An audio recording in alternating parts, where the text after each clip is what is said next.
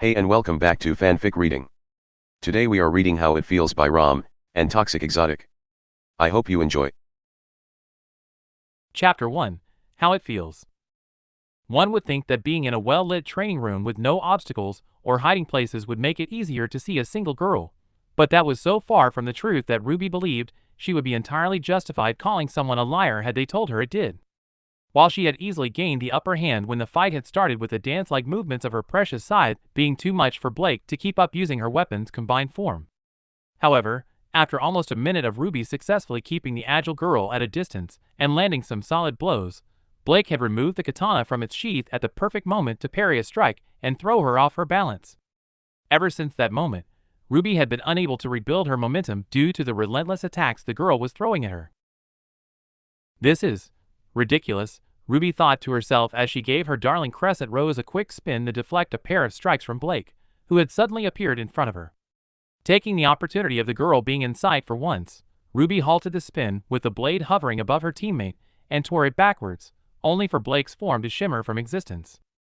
As it had the past 4 attacks, her strike had hit nothing but Blake's shadow and the all-too-familiar feeling of a blade sliding along her back. Upon feeling it, she let the downwards momentum of her previous swing to position Crescent Rose's barrel behind her and fired off a shot, the force of it sending her tumbling forward, but not before she heard a distinct humph that told her the bullet had hit its mark. Dropping into a shoulder roll to carry her momentum, Ruby pivoted her body as she stood and swung her scythe out in a wide horizontal arc, cutting through yet another shadow clone that Blake had used to propel herself upwards. Unfortunately, Blake had also thrown out the sickle form of her sword during the jump, and the ribbon wrapped itself tightly around the Crescent Rose's shaft. Unable to loosen the grip, Ruby felt a slight tug on her scythe and watched helplessly as Blake pulled herself back down with straightened legs, the girl's 2 feet slamming hard into her chest and pushing Ruby further back as her weapon slipped from her hand. As her butt slide finally came to a halt, Ruby witnessed Blake land gracefully out of a backflip and point her gun straight at her. Just as she heard the gun go off, Ruby activated her own semblance out of pure desperation, and the familiar feeling of loss overcame her as she burst into rose petals. But that didn't matter, all that mattered was getting to her weapon. Fortunately, she managed to get there, and immediately upon reforming she seized it, and swung in an upwards diagonal arc to cover as much of an area as possible. However, as her eyes looked up to see if she had succeeded, Blake's form once again faded from existence, and she heard a distinct click behind her before something small slammed forcefully into the back of her head and knocked her onto her face. BZZZT! Off! Ruby groaned as the buzzer signaled the end of their fight, lights flashing before her eyes as she attempted to stand up. Despite her aura still being up and holding out against the hit, Blake had shot from so close that the pain of the impact had rushed through her nonetheless and had turned her legs to jelly. "Well done, Miss Belladonna," she faintly heard Professor Goodwitch say at her side. "You adapted to your opponent well.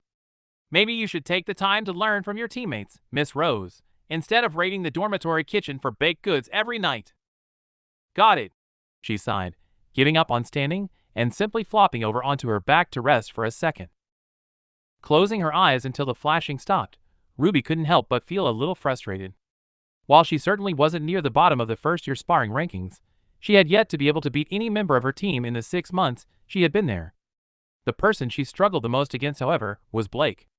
Despite having a semblance that gave her exceptional speed, she constantly found herself falling behind the ninja to the point where she would hit nothing but her shadows. The shadows seemed to taunt her with every missed strike, and even laying there after the fight with her eyes closed, she could see the pale light that broke through her eyelid darken as a shadow passed over her vision. "Ruby?" she heard Blake's concerned voice say from above her, and opened her eyes to see the girl stood over her. Almost immediately, Ruby's eyes connected with the girl's shining amber ones, and she felt a wave of heat rise up to her cheeks. "Are you okay?" "Why, yeah," Ruby stuttered as sudden nerves caused her to flush a little. Giving Blake the closest thing to a smile she could and moving her gaze away from her eyes, she gratefully accepted the hand that was held out and used it to lift herself to her feet. "Jay, just a little dizzy, is all." "Sorry," Blake replied genuinely and tightened her arm as she helped Ruby up. "You started to move, so I had to take the shot I had." "It's cool," she replied with a shake of her head, inwardly thanking whatever gods may exist that her legs didn't collapse again. "Guess I do need to train harder though." You did quite well, actually, she replied with a small smile, and Ruby felt her stomach do a small flip in response. But we should go change into our uniform before grim studies. Why, yeah. Ruby stuttered again and took a step back as she realized just how close they were. You go ahead. I wanna, talk to Professor Goodwitch. All right. Blake nodded and turned to leave, the swaying of her hips making Ruby turn around in embarrassment. Damn it, Ruby sighed, disappointed in herself at having lied to her teammate. Though it was a far better option to her than turning bright red at seeing Blake undress, as she had only a week prior. Fighting against Blake had not been the only issue Ruby had been having with the faunus. There was also the fact that she had been unable to look her in the eye for nearly a month. Ruby didn't know exactly when it had started, but certainly knew when she had noticed what her developing crush was. She had entered the room one morning after returning from her run and Blake had been sat on her bed reading a book, though it wasn't the usual novels the studious girl tended to lean towards, but one of Ruby's own manga named Nablueto. However, instead of the usual blank stare that was usually painted the girl's face as she enjoyed her quiet time, there was a small smile that made her eyes glow slightly as they flitted from side to side taking in the artwork. Though Ruby generally didn't like people touching her manga, as Jan would always make them sticky as a kid, she wasn't the type of person to ask for it back when Blake's rare smile clearly indicated she was enjoying it. Instead, she simply climbed onto her bed and read her another one of her books while she waited for Blake to finish, or at least tried to. As she waited, her eyes were constantly drawn to the faunus, and after a while she simply gave up on reading and watched her teammate from over the top of her book. Even though Ruby generally read through them rather quickly herself, she saw Blake reread each page a couple of times before moving on to the next one.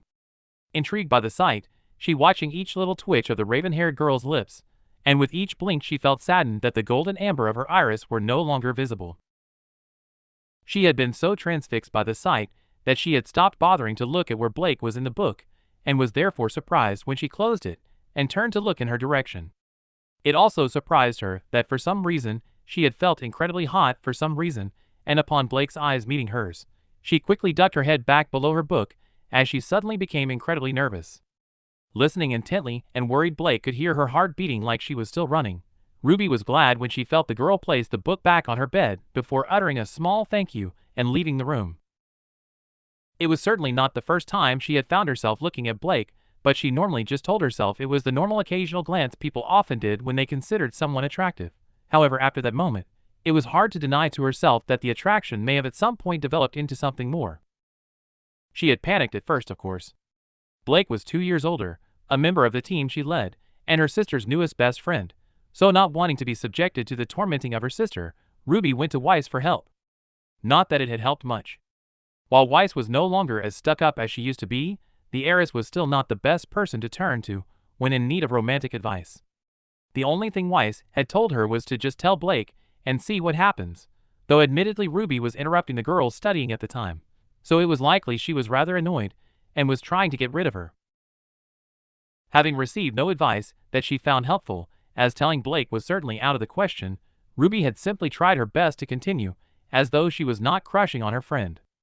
A tactic that, if she was honest with herself, was not going very well.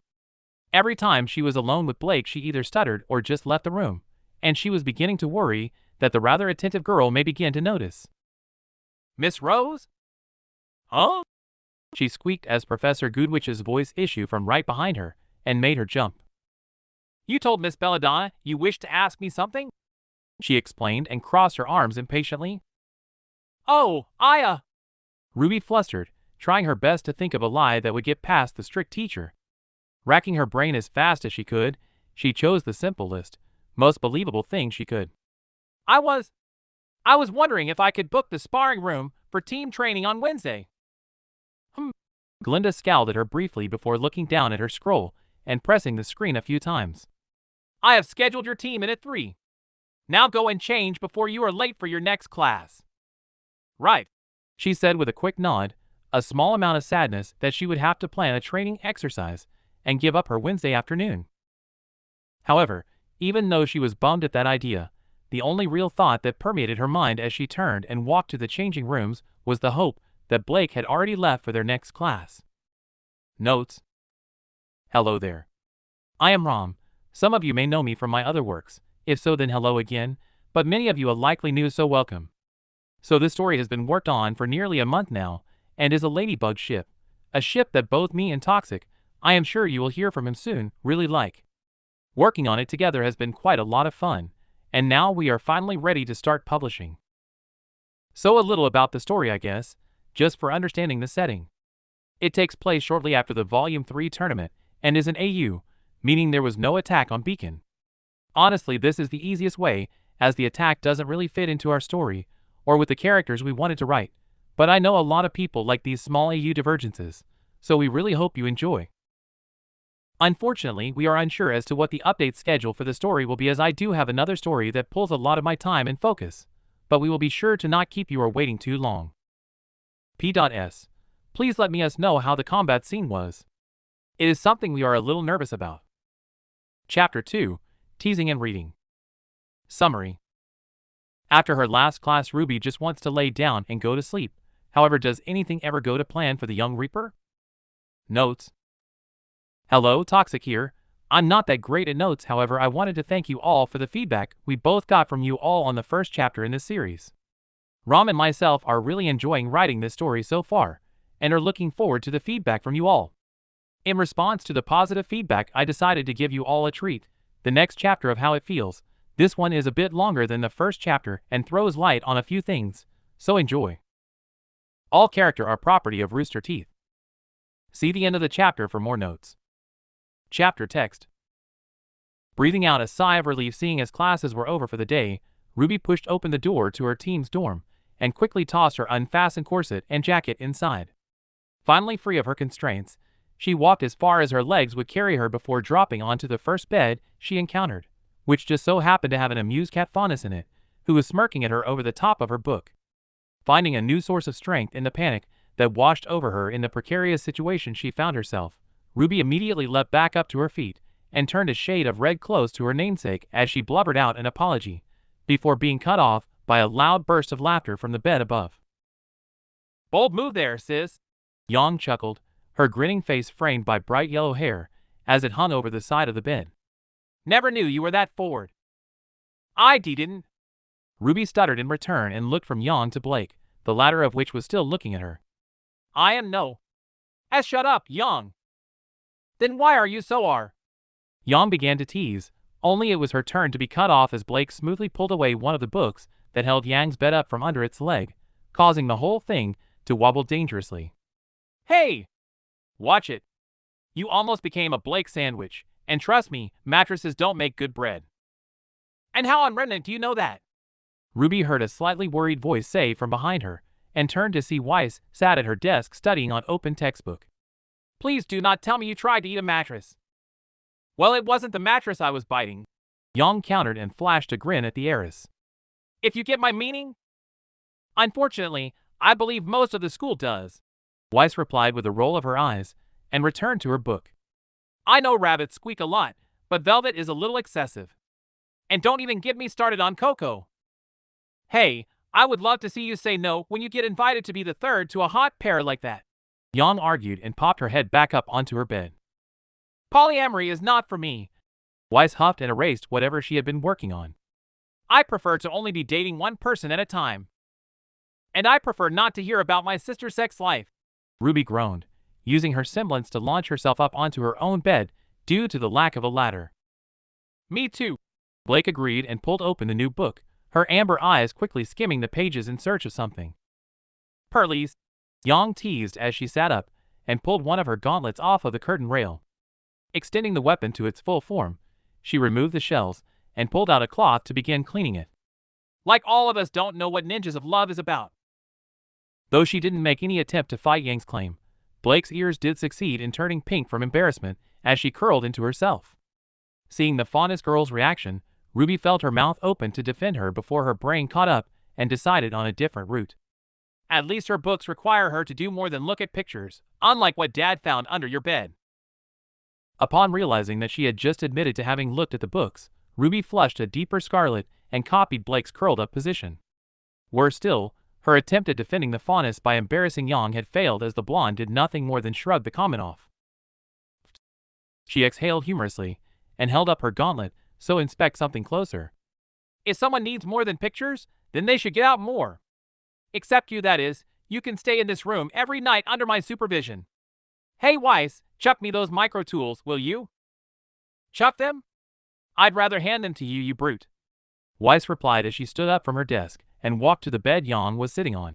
And if you're going to be screwing around with your gauntlets, shouldn't you be doing so on a flat surface rather than your bed? Nah, just cleaning out the rotary gears, Yang said dismissively, and got to work unscrewing a small panel. Felt it grind a little during class, so probably still some dirt left in them from when Glinda made me run in the rain until I collapsed. Well, you did destroy the entire west wall of the training room, Weiss replied as she made her way back to the desk. Only because RWBY tripped me. What? I did not trip you. You missed your strike and stumbled over your own feet. Then you tripped full pelt into the wall and Glinda had to fix it, Blake finished, her eyes not leaving the book she was reading. Speaking of Glinda, what did you talk to her about, RWBY? RWBY paused as she remembered exactly why she had made up that excuse. Just had to ask about booking the sparring room, and she scheduled us in on Wednesday, so yeah.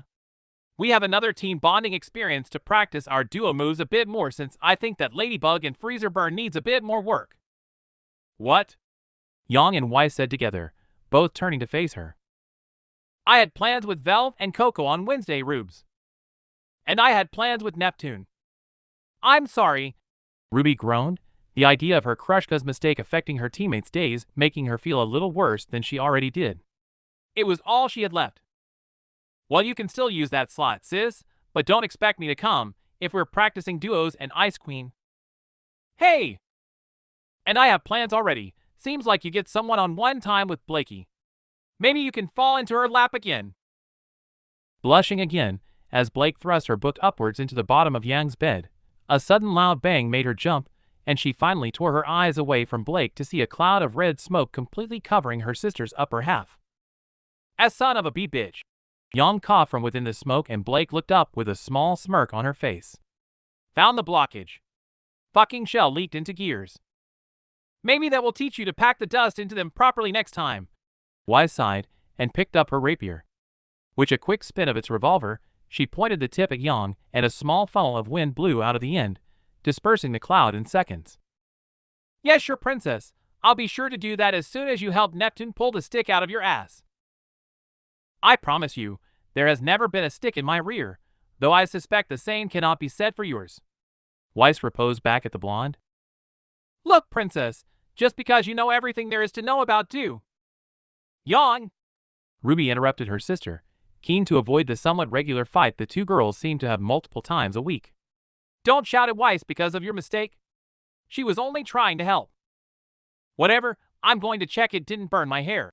Yang groaned, picking up all the screws from her bed before effortlessly swinging to the floor and turning to the bathroom door. After a quick glance at the mirror RWBY knew was by the door, she clearly saw nothing out of place and turned back to the door that led out of the room. I'm gonna go have some fun with my girlfriends, if they're up for it. If not, I'll probably end up in a blanket nest with both of them. So either way, see you guys later tonight or tomorrow. Pulling the door open, she started to step out but stopped to turn back to Weiss. Oh, and yes. Coco does have some sticks that have gone some places. Maybe you should try it. Weiss tried to retaliate, but by the time she got her reply formulated, Yang had already shut the door, and the sound of her laughter echoed faintly into the room as she walked down the hallway. Unsure what she could possibly say after that, RWBY simply looked from Blake to Weiss in hopes that one of them would break the silence first. Thankfully, she didn't have to wait long as Weiss soon let out an annoyed sigh and slammed her textbook shut. Well, since I highly doubt I will be able to focus on my studies after that mental image, I'm going to go and hang out with Neptune and study. Weiss lied unconvincingly as she stood up and swung her purse over her shoulder. But yes, I will also not be at training on Wednesday. Bye. With that, Weiss also left the room, leaving a red-faced Rose and a bookworm on a bed.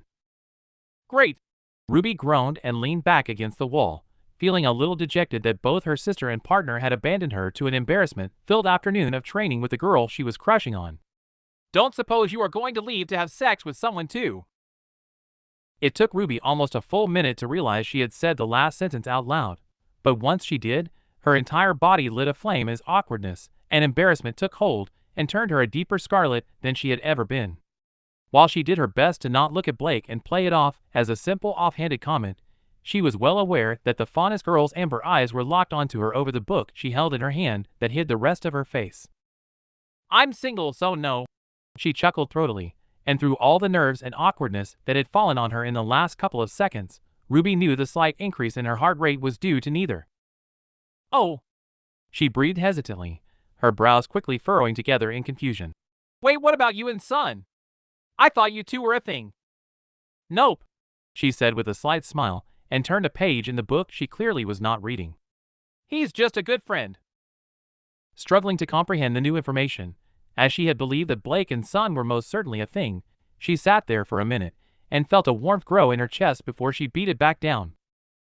"Do you have your eye on anyone else?" Ruby cringed at the sentence as soon as it left her mouth and glanced down at Blake to see her head tilted to the side in thought. "There is someone I have my eye on, but I doubt it'll go anywhere." "Oh," she replied, her previous happiness turning to disappointment at the revelation. "Sorry to hear that." "It's fine." Blake shrugged and turned another page, though she was clearly still not reading them. "It tends to be a habit of mine. So how about you? Anyone you interested in?" Turning red, Ruby tried to brush off the embarrassment long enough to get out pretty much the same statement as Blake did a few moments ago, though failed at not stuttering. "There's someone I have my eye on too, but I doubt I'll go anywhere either." Blake hummed, her eyes finally turning back to the pages of her book. "Two lonely souls seeking the one that will make them whole. Sounds like it would make a decent story." Reaching behind her pillow, Ruby pulled out the comic she had been reading that morning, along with a bag of cookies from her secret stash. She had taken great care when deciding where to hide them, as Yang often confiscated them, and had finally settled on hanging them from her bedpost that was covered by the sheet she used to have some privacy from her teammates. However, before she settled into her treats, an idea formed in her head, and she paused to take a quick glance at Blake before letting herself indulge a little. "Hey Blake, do you want a cookie? Do you have any plain ones?" The girl replied, and after a quick check, Ruby gave a short nod back. "Then sure." Putting her book aside and pulling the cover off of herself, Blake stepped down from her bed. Though Ruby had seen that the girl had cast aside her jacket in favor of the more comfortable crop top she usually wore underneath, as Blake stepped down from the bed, she also saw that she had opted out of the long purple leggings she usually wore too. Due to that decision, Ruby had a fantastic view of the girl's long, smooth legs that seemed to go on for miles, and had quickly looked away as Blake walked with such grace and fluidity that she practically floated over to her bed. Once Blake reached the bed, Ruby passed down the cookie and tried her best to not let her eyes slip to her teammate's legs, a task that somehow managed to be more challenging than paying attention to Weiss' lecture on how someone should conduct themselves in public. However, with her brain filled with nothing but legs, Ruby almost forgot that she had a goal in mind, and as Blake took the cookie with a smile and turned to walk back to her bed, she somehow found the courage to follow through with her idea. "Be Blake?" She stuttered slightly, letting out a quick cough to cover it. I have the new edition of that manga that you like, the one with the samurai. You can read it too if you want." Taking a second to look her way, Blake's eyes glanced over the front cover of the comic Ruby was holding, and with a small smirk she jumped into the air in a perfect backflip, a faint shadow vanishing from sight as she landed lightly on the bed. "They're ninja," she corrected her, leaning back against the wall next to her, and Ruby hoped that she could not see or hear how fast her heart was racing. "But sure, saves me having to borrow it later. Come over here so we can both read it," she said as she pat the area on the bed next to her. "I mean, how else am I going to get more cookies from you?" Blake said with a slight smirk. Cautiously obeying Blake's request, Ruby carefully shuffled closer until she felt her legs press against her teammates. It took everything she had to not pull away again due to embarrassment, but once she finally adjusted to the feeling of the heat her crush's legs generated, she placed the comic between the two of them and rested the bag of cookies in a nook between their stomachs. Finally, in a comfortable position, she settled in to read the story with Blake, knowing with absolute certainty that she would have to reread it again later to understand anything that had happened. Blake wasn't exactly sure when she had fallen asleep or how she had allowed herself to when there was a possibility that Yang could return at any moment, but somehow she had given over to the need to shut her eyes. The newest edition had turned out to be a special edition that was almost triple the length of a regular issue, and they had been roughly halfway through when Ruby's head had slumped against her shoulder, the soft breathing of the sleeping redhead tickling her skin and causing goosebumps to erupt all over her body along with a heavy blush that formed on her cheeks. Blake herself had been strangely affected by the redhead as of late, though had tried not to let it affect her friendship with her, but felt that the girl had become somewhat distant as of late, so when Ruby had offered for her to read the new comic with her, she had jumped, quite literally, at the chance. The next thing Blake realized was that the room was dark and her back hurt. A small movement flit across her stomach and woke her from what had been a rather peaceful slumber. Opening her eyes to see what the cause was, she glanced down to see Ruby's hand resting lightly on her stomach and felt her lips pull into a small smile. Even though she should have been chastising herself for allowing themselves to wind up in such a position, Blake couldn't help but reach down and rest her own over it, careful not to wake the girl from her rest. It had been quite confusing when the feelings first started. They had been random and unsorted, passing thoughts throughout the day that pulled her focus from whatever she'd been doing. But as the weeks had passed, she found them more frequent and insistent. Instead of thoughts and notions, she was stealing glances whenever the opportunity presented itself. Their current position included: Ruby's corset and jacket had been flung across the room when she first entered the dorm, leaving her in just her usual band-stamp t-shirt, and as the girl slept quietly against her shoulder, it was hard not to notice how tightly the material clung to her. She knew she really should have moved already, or should have at least woken the girl, but she simply didn't want to. It was the closest she could ever get, so why shouldn't she enjoy herself for just a little longer? Settling on allowing herself 5 more glorious minutes, she leaned her head back against the wall and thought about how this started to develop into this yarn ball of emotions. It had been physical at first, as all things were. Though she had never really been one to care about gender, it had surprised her just how attractive she found Ruby. After sharing a room with her for months, it had been hard not to notice just how perfect the girl's body was. Unlike Yang, who seemed to be made of rippling muscle, or Weiss, who was dainty but powerful, Ruby seemed to have a perfect balance. She was just taller than Weiss despite only having recently turned 16, and unlike her sister, the girl's body was made of lean muscle. There were no bulging biceps or clearly defined abs, though that didn't mean she didn't have a belly bump. In fact, it was the complete opposite. Her frequent training had made every inch of her toned to perfection, including a perfect washboard stomach that could grate cheese. However, once she had noticed those things and found herself watching the girl, she had found much more to like in her personality. Unlike the people she had grown up around, Ruby always tried her best to treat everyone with as much decency as she could, even those Blake felt didn't deserve it. There had been a moment a few weeks prior where their team had been put against Team CRDL. The fight had been quick, because while Cardin and his tedious teammates were skilled, they simply couldn't match them in speed. Once the fight was over, however, she, Yang, and Weiss had all made to walk away, not wanting to waste any more time on them. But Ruby hadn't. She had stayed behind to help Cardin to his feet. The girl's action had confused Blake at first. The boy was the school bully. He made life harder for everyone for no reason other than being bored. Yet Ruby had still chosen to help him. Something about that moment had stuck with Blake. Everyone she'd known prior to Beacon would have preferred to kick the boy for good measure, not help him up, but she had left the White Fang for that reason. She was tired of the violence, anger, and retribution that they felt was necessary to be treated with respect. So to end up on a team whose leader was as different from those people as someone could possibly be had made her want to be better. Though it wasn't only that Ruby made her want to improve on herself, there were smaller things she had noticed. Like how whenever someone on the team was feeling down, Ruby would try her best to take their mind off of what was bothering them, even if it was for a couple of minutes. Random pillow fights and trips to downtown Vale were not uncommon with the girl, and despite the former being much more childish than the latter, both often left her smiling more than she could ever remember doing before.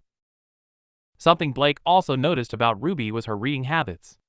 While the Reaper often borrowed and made attempts to read some of the many novels Blake owned, she would also often let out a sigh of annoyance and put it aside in favor of a comic. However, she would always go back to it. Though Blake could easily understand how someone who didn't share a room with the girl might think her lazy or unwilling to pay attention, she knew the opposite was the truth. Ruby liked to approach things with everything she had. If something was beginning to become tedious or she felt her interest waning, she would put it aside and pick it back up when she felt she could give it her all again. On the other hand, she was 1 year younger, and did not want to take advantage of the girl. Nor did she want to ruin the girl's innocence with her convoluted mind of perversions. It was always interesting to see Ruby's reactions to things in the world around her, whether it was a simple case of a child crying because they lost their balloon, or a dropped ice cream cone. She dealt with them as efficiently as a grim of enormous strength, quickly, and with a grin on her face, asking if you were okay. Another issue was Yang. The boisterous blonde had become a better friend than she ever would have thought. She would even go as far as to say she was her best friend. But she was Ruby's sister, Ruby's very, very protective sister. Blake had personally witnessed her stare down the first boy that had tried to talk to the girl, and though she had never really had enough friends to have learned from experience, she knew that dating your best friend's younger sister was a big no-go for a lot of people. She didn't expect Yang to be any different. However, all of those issues paled in comparison to the real issue, and that was that Blake had been in the very same position before. With Adam. Just thinking of the red-haired goat made her face throb in remembrance of the beatings he would give. While she certainly remembered a time where he had been very genuine, he had eventually fallen into manipulation. Years of bad influence had only encouraged his worst attributes, leaving him to be nothing more than a spiteful cunt who was only out for himself, and anyone he could use as a tool toward that end was used and tossed aside. But Ruby wasn't him. The two had personalities that were different in every way imaginable. There were also some undeniable similarities. Aside from the color scheme that had made Blake a little nervous upon seeing the girl for the first time, they were both leaders, and good ones at that, both being perfectly capable of directing their team and adapting to a situation. They both inspired those that followed them, but again, there were clear differences in how they did that. Adam ruled through fear and empty promises, always preaching that what he did that which was justified, that he only did what he did because others had done worse to the faunus. But Ruby inspired through compassion. She preached love and empathy, asking people to only act in ways that helped others. What was it about the two that had appealed to her? They were beyond different. Was she simply attracted to those who were born to lead? Those who were born to inspire? If that truly was the case, then she could think of none better than Ruby. She was everything a leader should be and so much more. Every action she took was made solely to improve the lives of every person she came across. But where could Blake fit into that? She had fought against people like her before. She had made the world worse with her actions. Even in that moment of them laying on the bed, she was selfishly stealing a few moments for her own happiness when she should have moved long ago. Blake let out a deep sigh as she knew she was right. She and Ruby were likely to never be more than friends, and maybe that was for the best. The young Reaper was destined for greatness, whereas she was an ex-terrorist. The most she could do was try and help the girl with whatever she needed. So with that in mind, she gently began to pull her hand away from Ruby's and prepared to move back over to her own bed. However, as she pulled away, Ruby's fingers parted and Blake felt her own slip between them as they tightened and held her hand firmly in place. "Cookie, no. Don't leave me. I still have to eat you." Despite the words being typical Ruby random nonsense, Blake felt her breath catch and her heart began to race quickly for fear of the girl having woke from her sleep. Carefully moving her head to the side to check, she found herself able to breathe again as she saw that the redhead's eyes were still closed and her breathing was still gentle. With that, the fear passed, and she couldn't help but smile at the idea of such an innocent dream. So not wanting to intrude on it any longer, she teased her fingers free from the girl's grip and carefully lowered her team leader onto her pillow. However, before she could go any further, she was pulled down to the mattress beside her leader with a final proclamation from the cute girl. "No, Cookie, you get to stay here beside me till I get some milk, eat you." Blushing heavily, as her face landed only a couple of inches from Ruby's, Blake felt herself wanting to obey and stay as she was told, but she knew she couldn't. It was too big a risk, and there would be no way to explain such a position to their team should they be caught. So after a quick glance around the bed, she saw a pillow shaped like a dog's face and reached out to grab it. "Sorry, little Rose." She breathed quietly and carefully pushed the pillow into the girl's arms before reaching up to move a strand of hair out of the pretty girl's face. "But Yang would kill me." Getting up from the bed, she heard Ruby whine a little bit as she cuddled into the corgi pillow and winced in sympathy, as there was nothing more she wanted in that moment than to sleep a night in the rose-themed girl's arms. As she dropped sadly to the floor and made her way across the room back to her bed, she saw something that made her heart drop. Since waking up, she had been too fixated on Ruby to take in her surroundings, but sat in the darkness on her bed, with a nonsensical frown on her face, was Yang. Even through her black and white night vision, Blake knew the blonde's eyes were far too black for them to be her usual lilac, and though the girl said nothing as she slipped off the bed, she made a clear point of standing in front of and glowering down at her before heading into the bathroom to change into her nightwear. "Oh shit," was the only thing that ran through Blake's head, and she hoped that she had not just screwed up everything between the two of them because of her stupid crush, and quickly got ready for bed before Yang got out of the bathroom. Unfortunately, she had just finished getting dressed when Yang came out with her war face on and grabbed her roughly by her yucca. However, before Yang could say a word, the door to the hallway was pushed open, and framed in the light was a wincing Neptune holding up a very drunk Weiss, who was barely able to hold her drink that well at the best of times. "Sorry for interrupting. Whatever this is, but could I get her to her bed before she passes out?" Neptune said in a frightened yet exhausted tone of voice. Not bothering to reply to the clearly struggling boy, Yang glared daggers at her for another couple of seconds as Weiss giggled happily. Finally though, Yang released her and turned to help the boy, leaving a shell-shocked Blake standing there shaking. As she calmed herself down, she watched Neptune and Yang bring a drunk Weiss to her bed, though the heiress was currently not interested in doing anything except running her hand over her boyfriend's exposed ABS. Eventually though, Neptune and Yang managed to set Weiss on her bed, and the boy kissed her goodnight before giving a nod to Blake on the way out, and shut the door behind him. Still standing stock still, Blake waited for Yang to finish tending to Weiss, and once she had, the blonde stood up and made her way back over to her. "Since she's going to get up in a couple of minutes to throw up, I don't have the time to deal with you right now," her partner said angrily, and reached up to pull the blanket off her bed and throw it over to Weiss. "But we will be discussing what I just saw later, and you better have some fucking good answers to my questions." Giving her partner a brief nod, as the girl made her way back over the drunken snowflake's bed, Blake turned and let out a small sigh of relief as she climbed onto hers. By the grace of the gods, it seemed her execution had been postponed. Chapter 3, Revelations. Letting out a soft groan as she got to her feet, Ruby raised her hand and pressed against her head. While her aura had protected her from the fall, hitting her head on a hard tile floor was never a nice thing, though admittedly, it had been her own fault. Ever since Ruby had fallen asleep while reading the book with Blake, something she had not intended to do at all, but had found the situation far too comfortable to keep her eyes open, things had been a little weird with Blake. Whereas they were usually friendly and exchanged small talk throughout the day, Ruby couldn't help but feel the fawness girl had begun to avoid her a little, and she was beginning to fear she had let something slip while sleeping. Yang had told her she talked in her sleep after all.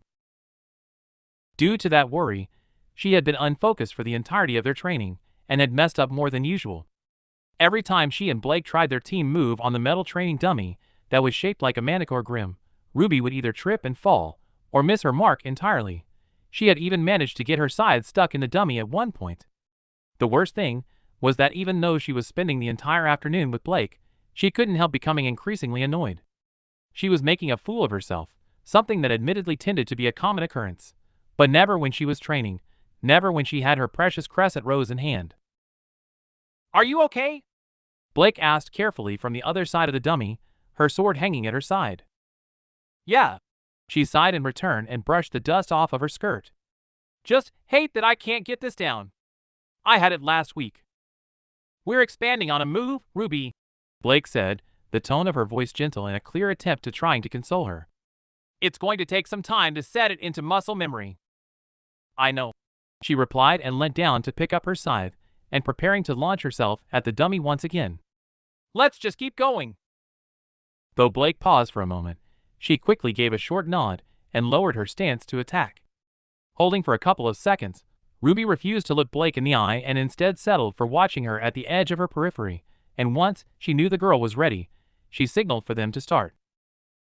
Pressing the trigger on her scythe for the necessary burst of speed, she rushed forward and slashed the blade of her scythe across the legs of the dummy, the sharp edge easily shearing it off as Blake did the same in the opposite direction. Not wasting any time as the real thing wouldn't let them, they made 3 more passes, each one taking a small chunk of metal with them, and after the 4th, they leapt into the air. That first part was easy, having settled on it long ago, but it was the next part that she kept messing up on. Both of them fell down and slashed out with their weapons, taking a horn each and landing in a roll to break their fall. "Here we go," Ruby thought to herself as she activated her semblance the moment she began to rise to her feet, and spun in a circle on the spot. As she spun, she saw Blake rise from her roll and perform a twisting jump so that she faced the metal beast. However, with everything in her vision a blur, a brilliant streak of amber followed Blake from where she had jumped, and for the tiniest of moments, her attention shifted. Though the moment had been negligible, it had been enough. So as she pushed her scythe out, and Blake landed gracefully on the blade, Ruby knew her aim was off. But it was too late. The momentum was already carrying her, and before she could slow herself, she had launched Blake so far to the left of the target that the girl crashed into the bleachers that spectators would usually watch from. Blake! The crash had looked pretty hard from where she was standing, but as she took a couple of steps forward to run and check on her teammates, the girl simply stood up and dusted off her black overcoat. While Ruby should have felt happy that Blake was okay, the only thing she felt was angry. Angry at herself for being so easily distracted. Angry that she was letting her friend down when she was supposed to be the leader. Angry that she was trying her best yet she was still behind everyone on her team. Unable to stop the anger from taking hold for a moment, Ruby held up her scythe and span to face the figure that Blake should have cut through. Arg! Pushing her anger into the single rage-fueled scream, she threw her scythe as hard as she could at the metal manticore, and the blade sunk cleanly into the beast's head. She should have felt fine after that. She had screamed as she usually did when she was upset, but she didn't. If anything, she felt more annoyed at herself for losing control and throwing her darling. Heat prickled over her skin, and she felt her cheeks flush bright red as she struggled to calm herself. "Ruby!" she heard Blake say from right behind her, and felt a hand rest on her shoulder. "We should take a break." Any other time, Ruby would have appreciated the words, would have even loved that Blake had finally stopped being so distant and had touched her, but that time was not then, and in her anger she pulled away and span around to face the raven-haired fauness. "I don't need a break," she half-shouted at her, and took a step back. "I need to get this down. I need to stop getting distracted and focus." "You will get it down," the girl said, completely unfazed by the shouting as she took a step forward, only for Ruby to take another back. "But forcing yourself won't help make it go faster." "But I need to," she cried angrily as her back hit the metal of the manticore. "I'm supposed to be the leader, but I'm so far behind. I can't keep holding the team back because I lack experience. If I screw up a move on the field, then you, Weiss, Young, any of you could get hurt." Breathing heavily and feeling a little weak in the knees, Ruby slowly slid down the last remaining leg of the manticore into a sitting position and pulled her knees up to her chest and closed her eyes. She hated feeling that way. She hated feeling angry, but more than anything at that moment, she hated that she had just shouted at Blake. It wasn't her fault at all, and she had even tried to be calm, yet Ruby had taken her frustration out on the girl nonetheless. Therefore, she wasn't surprised when she heard Blake's footsteps pass her and make their way to the exit. Or at least, that was where she assumed Blake was headed. The sudden sound of rending metal filled her ears and made her cringe slightly. It didn't last long, however, as the sound stopped and was followed by a loud, metallic thud. Opening her eyes, as her ears picked up the distant sound of her precious scythe being collapsed into a more compact form.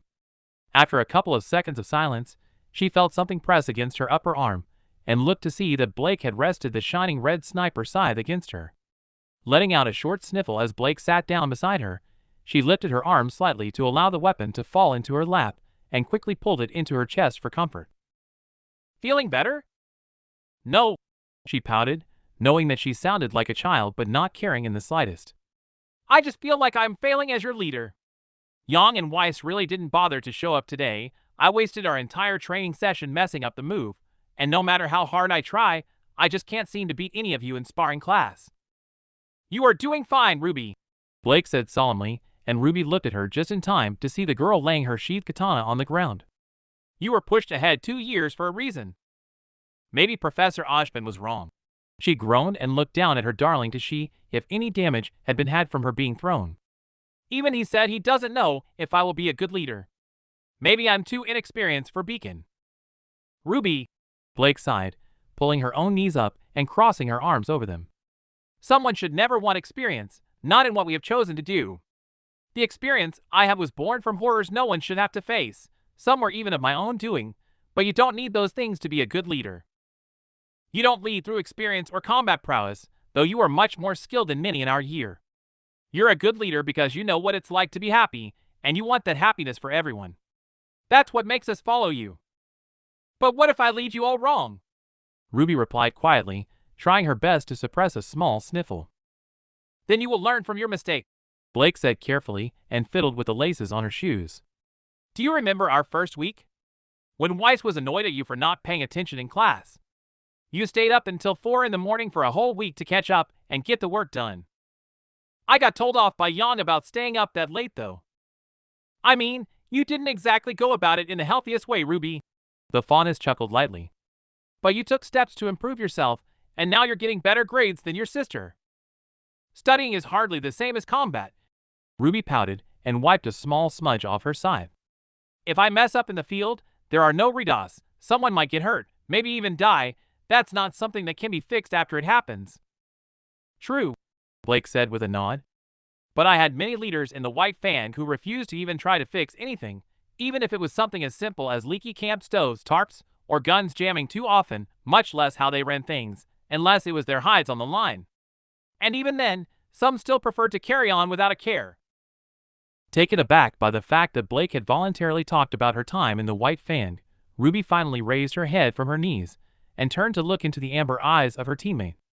It was very rare for Blake to even mention the criminal organization she had once worked for. However, Ruby was always a little curious, so seeing a chance to learn a little more, she cautiously pressed forward a little more.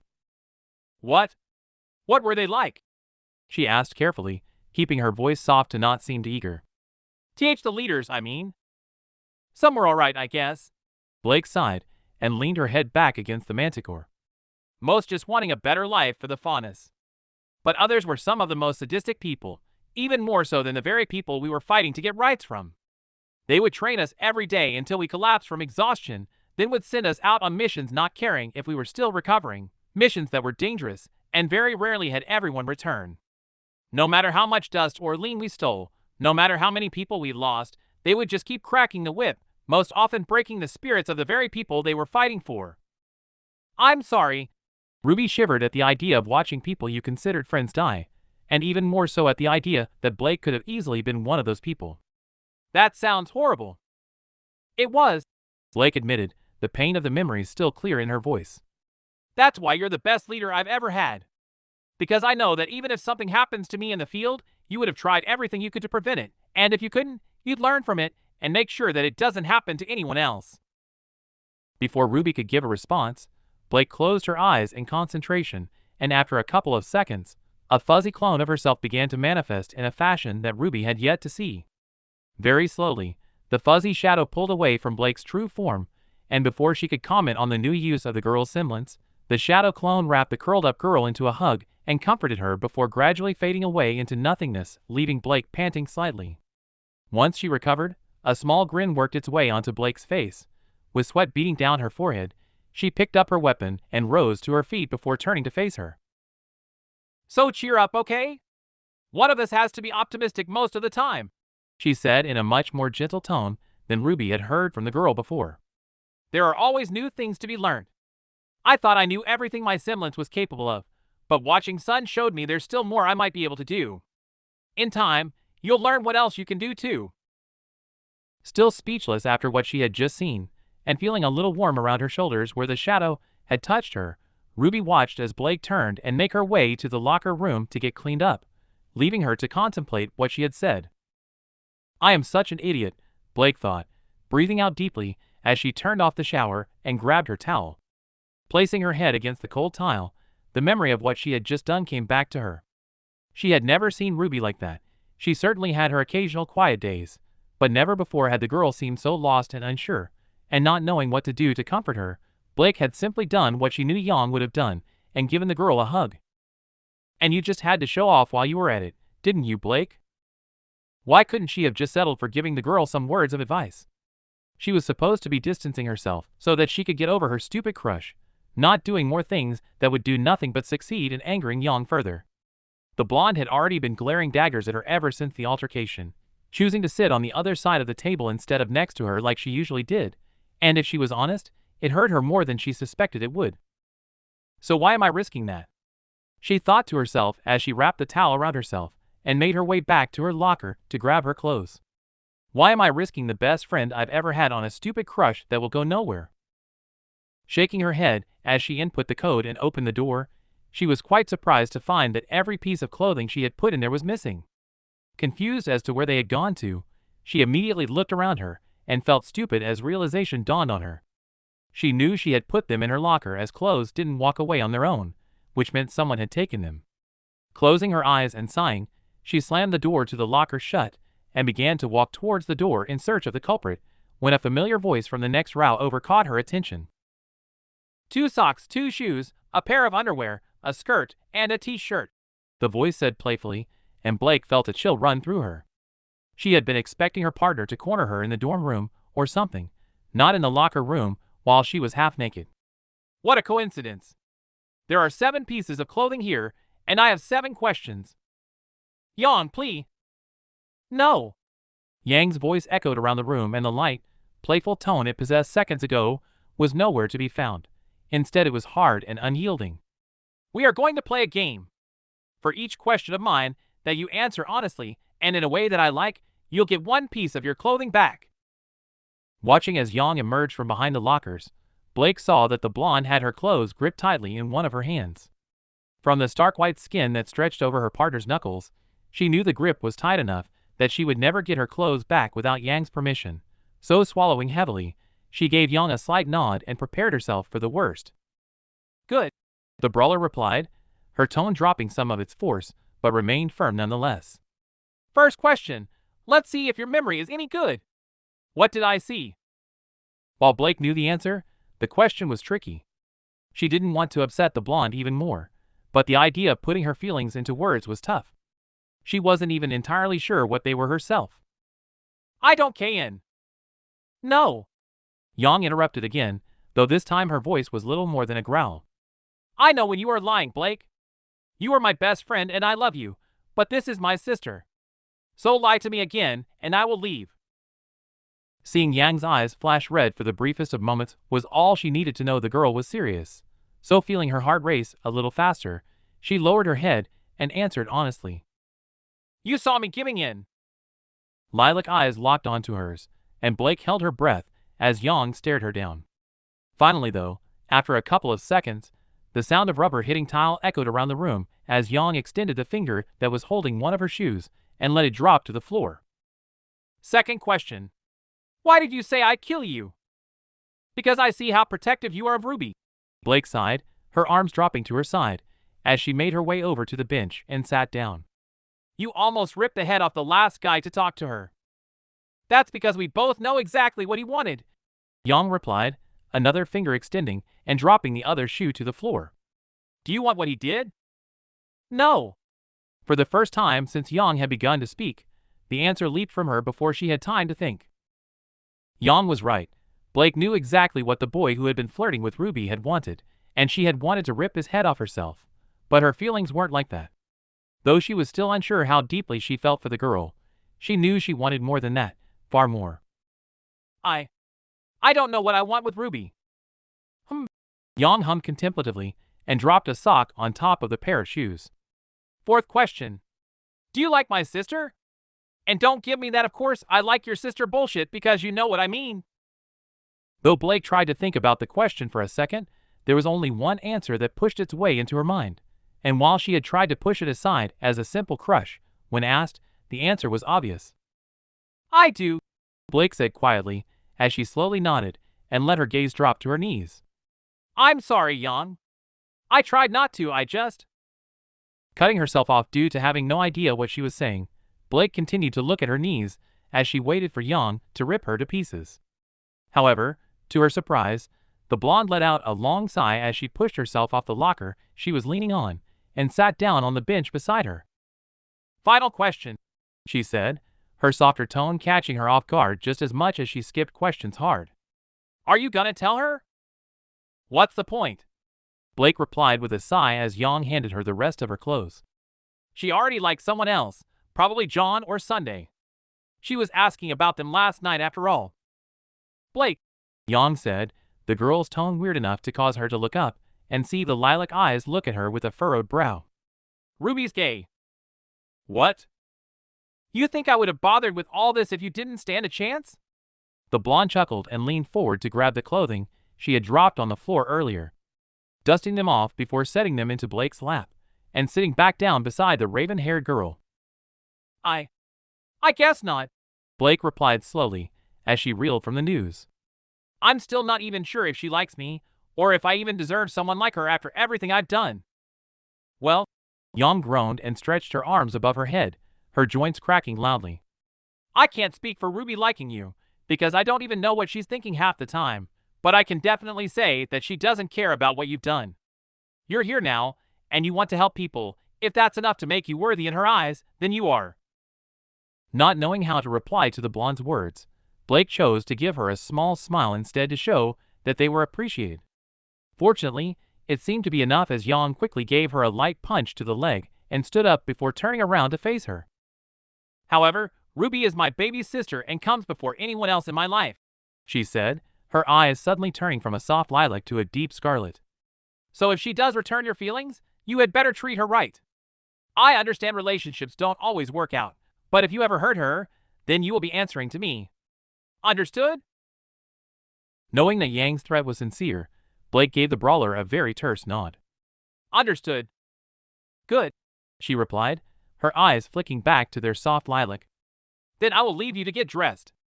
Oh, and tell Sun that next time him and Neptune let Weiss get that drunk, I'm gonna crack some skulls.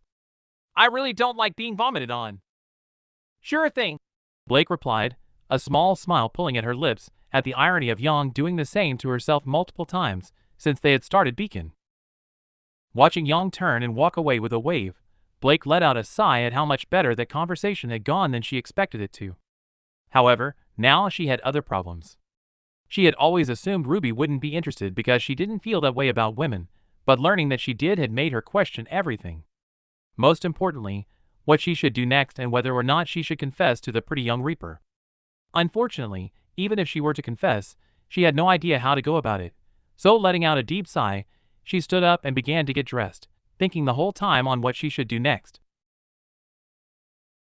And that's all for today. Thanks for coming by and hanging out. I hope to see you next time.